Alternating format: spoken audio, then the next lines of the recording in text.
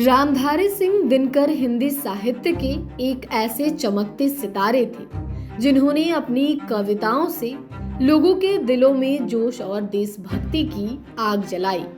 उन्हें राष्ट्रीय कवि भी कहा जाता है क्योंकि उनकी रचनाओं में देश प्रेम, क्रांति और सामाजिक बदलाव की भावना साफ दिखाई देती है। दिनकर जी का जन्म 23 सितंबर 1908 को बिहार के बेगूसराय जिले के सिमरिया गांव में हुआ था। वे बचपन से ही पढ़ाई में तेज और बहुत मेहनती थे। उन्होंने इतिहास और राजनीति विज्ञान की पढ़ाई की और फिर एक शिक्षक, पत्रकार और सरकारी अधिकारी के रूप में भी काम किया। लेकिन उनकी असली पहचान एक कवि के रूप में हुई। उनकी कविताएं उस समय के युवाओं के दिलों को छू गई जब भारत आजादी के संघर्ष में था।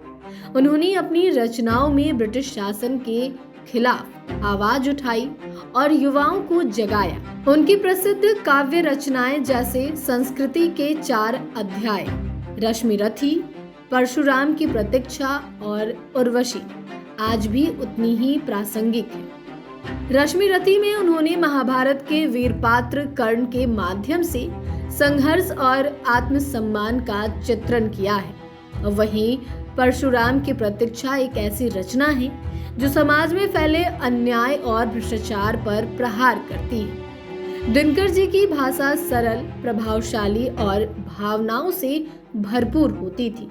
उन्होंने अपनी कविताओं के माध्यम से आम जनता के मन की बात को आवाज दी। वह साहित्य को सिर्फ मनोरंजन का साधन नहीं मानते थे, बल्कि समाज बदलने का एक जरिया समझते थे। रामधारी सिंह दिनकर को उनके योगदान के लिए कई सम्मानों से नवाजा गया। उन्हें 1959 में साहित्य अकादमी पुरस्कार मिला और 1972 में उन्हें भारत सरकार द्वारा पद्म भूषण से सम्मानित किया गया।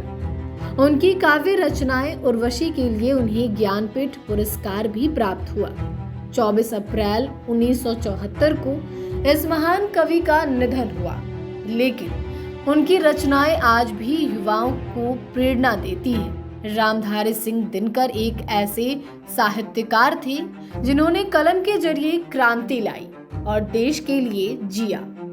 वहीं वर्तमान समय की बात करें तो पटना में राष्ट्रकवि रामधारी सिंह दिनकर की पुण्यतिथि के उपलक्ष्य में पटना में कवि सम्मेलन एवं सामान्य समारोह का आयोजन किया जा रहा है। कवि सम्मेलन में देश के प्रसिद्ध एवं लोकप्रिय कवियों में शामिल डॉक्टर हरिओम पावार, पवन तिवारी, जसवीर सिंह हलधर होंगे। साथ ही पूर्व केंद्रीय मंत्री अश्विनी कुमार चौबे ने राष्ट्रीय कवि रामधारी सिंह दिनकर को भारत रत्न देने की मांग की है। उन्होंने सिमरिया में गंगा नदी पर समानांतर बन रहे 2 सेतु में से एक का नामकरण राष्ट्रकवि के नाम पर दिनकर सेतु करने और दूसरे सेतु का नाम भारत रत्न स्वर्गीय कर्पूरी ठाकुर के नाम किए जाने की भी मांग की है।